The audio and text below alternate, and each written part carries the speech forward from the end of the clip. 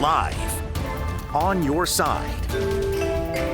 Channel 2 News at 6 starts now. We begin this evening with new developments in Orchard Park in the shooting where 2 police officers shot and killed a man. I'm Dave McKinley. Police have released new details surrounding the incident, including new video and 911 audio. 2 on your side's Alyssa Clausell is in the newsroom breaking down these latest developments. Alyssa? Dave, after initially receiving limited information about this fatal incident last week, today Orchard Park police have given us new insight into what exactly happened that night. We've learned just a few days ago the name of that man killed by police, 31-year-old James Cushman. And now new video captured on a neighbor's doorbell camera and 911 audio released today captured the entirety of the altercation. In the initial call to police, Cushman states his mom had a gun, which would later prove not to be true. As Police Chief Patrick Fitzgerald walks us through video, footage is not entirely clear, though highlighted circles of officers and Cushman, along with captioning of video, help outline the incident. Once arriving to the home, officers are met with the suspect holding a knife. Officers in the video ordering Cushman to drop the knife numerous times, but he instead repeatedly advanced towards officers, asking why they have not yet shot him. Once a third officer arrives, Cushman makes one last advance, and that is when 8 shots are fired. The 2 officers who fired the shots, Officer Thomas Fowler and Officer Tanner Till, currently on paid administrative leave, but Officer Fitzgerald says they will be returning to duty in the near future. I have determined that the officer's conduct is consistent with the justification provisions of the New York State Penal Law, and that there were no violations of the OPPD operating procedures. As a result, it is anticipated that these officers will be returned to active duty in the near future. Chief Fitzgerald also noted that Cushman has had prior interactions with the Orchard Park Police Department, stating he had a history of mental health incidents. As for any body camera footage, officers were not wearing body cameras at the time of the incident. The Orchard Park Police Department currently does not have policy or the infrastructure to require them at the moment. However, Fitzgerald says new funding will allow for the use of them by next year. On your side in the newsroom, Alyssa Clausell, Channel 2 News. 1 man is dead after being shot on Northland Avenue in Buffalo's Cold Spring neighborhood. Police responded to the scene just before 11:30 last night, where they found the 28-year-old victim. Officers say he was shot during an argument at a party. Anyone with information is asked to contact the Buffalo Police Department's confidential tip line. It was a busy night for Buffalo police, who responded to another shooting on Hurdle Avenue near Delaware, where a 26-year-old man was shot in the arm. The victim was taken to ECMC, where he was listed in stable condition. A 24-year-old Cheektowaga man is dead, the victim of a hit-and-run driver in Buffalo's Fillmore district. Police say it happened just before 2:30 this morning at the corner of Fillmore Avenue and Howard Street. They're looking for the driver of a black SUV, which has tinted windows and front-end damage. Anyone with information is asked to call Buffalo Police. A disturbance caused a delay at the Sweet Home High School football game last night. Police responded to the field around 8:30 after receiving a report that several people were fighting. Officers say no one was injured or arrested, and the game eventually resumed. You need a parent if you're under 19. And that is just one new security measure now in place at all Buffalo public school football games. Today was the first time those rules were enforced at All High Stadium after a number of fights there last year. This year, there will now be security checks and sweeps done before and during games. Students will need to bring a parent or responsible adult with them, and the entry and exit will also be limited, so fans won't be able to keep coming in and out. This morning, hundreds of people gathered at Bellevue Fire Department in Cheektowaga to run in the annual Tunnels to Towers 5K. This event honors Stephen Siller, a New York City firefighter who lost his life on September 11th. It also helps raise money for the nonprofit created in his memory.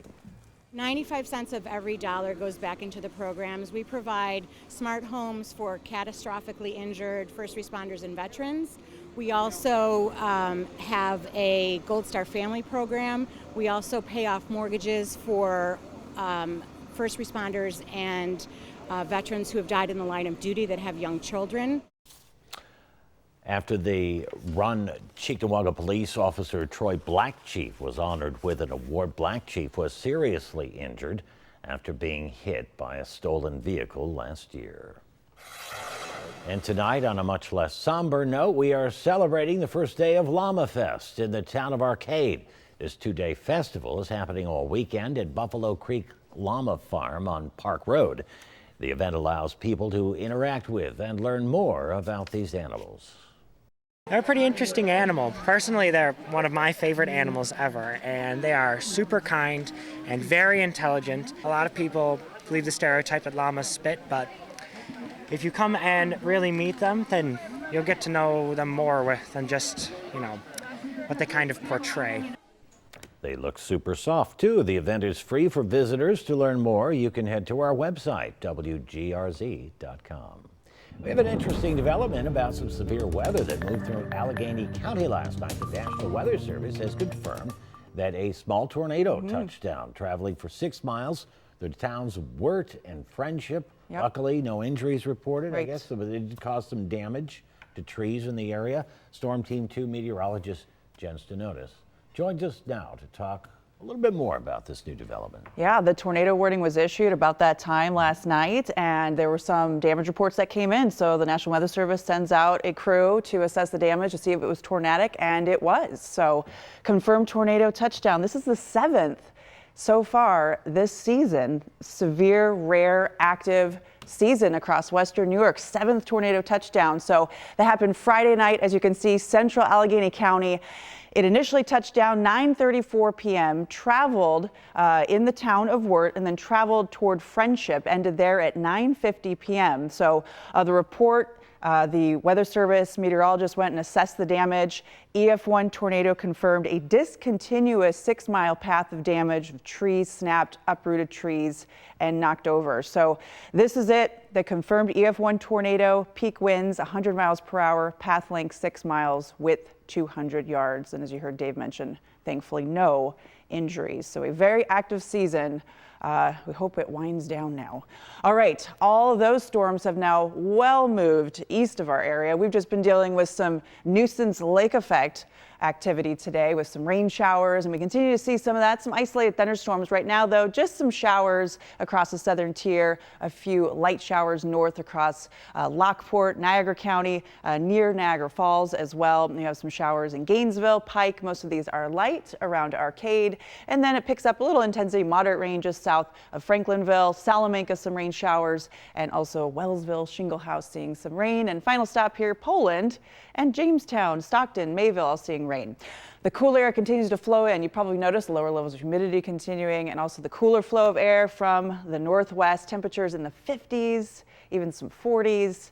And so if you're headed out this evening, the Niagara County Peach Festival continues. Temperatures continuing to drop, cooler in the 50s, and still an isolated shower chance, at least for the early evening hours. Future look showing, though, it moves out rather quickly. For later on tonight, we'll have actually even partial clearing into the first part of tomorrow. So Sunday starting out dry, a mix of clouds and sunshine, in fact. By afternoon time, though, we might see an uptick once again in some of the lake effect shower activities. So we might see some of that for the Bills season opener in the afternoon, but it should be quick passing, isolated shower chance, though, and breezy conditions, cool.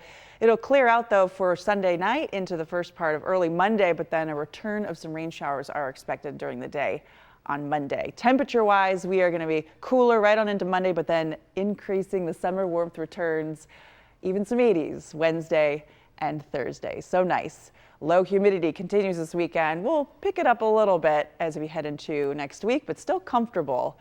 Tonight's forecast, a few of those showers, some clearing late, cooler lows dropping down to the 40s. Sunday's forecast will have highs, low 60s, partly sunny skies with a few of those showers in the afternoon. Just plan for a breezy, cool game day forecast on Sunday. So just note that, but we'll at least get some sunshine in there too. 7-day forecast, as you can see, we will have a lingering shower chance into Monday. And then smooth sailing after that. I mean, a beautiful stretch of weather for pretty much the rest of the week, most of the week. In fact, temperatures on the increase and well into the 80s by the end of the week, above average once again. And we should carry the dry stretch and beautiful summer weather through next weekend. So definitely deserve it after this latest weekend. Let's check on sports now. Hey there, Lindsay.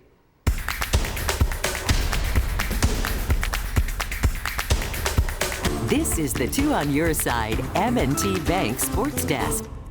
Jessie Pegula, in her first Grand Slam final of her career, is facing off against the number 2 seeded Aryna Sabalenka at the U.S. Open as we speak. Sabalenka, the 26-year-old from Belarus, has already taken the first set of the women's final 7-5. She entered today's match on an 11-match winning streak and is now seeking her 3rd major championship. Pegula, on the other hand, is searching for her first major win on her home court in New York. Full highlights and updates to come tonight at 11. Over on the gridiron now, the Bills are finally gearing up to host the Arizona Cardinals in the team's season opener tomorrow afternoon at Highmark Stadium. The Bills announcing a short injury update and a pair of roster transactions ahead of Week 1 action. Defensive end Duan Smoot has been downgraded from questionable to out for this one, while both defensive end Cameron Klein and offensive lineman Will Clapp have been elevated from the practice squad. Kickoff again set for 1 p.m. at home in Orchard Park. In college football today, the 1-0 UB Bulls are on the road for their first road trip of the season. The Bulls getting ready to take on 9th-ranked Missouri coming up here at 7 o'clock, and we'll be sure to have a look at those highlights tonight at 11. Also coming up on Channel 2 News tonight, high school football is back in action. We've got highlights from Williamsville East at Kenmore West and McKinley at Hutch Tech, again, all coming up tonight at 11. For now, on your side in the studio, I'm Lindsay Moppert for Channel 2 Sports.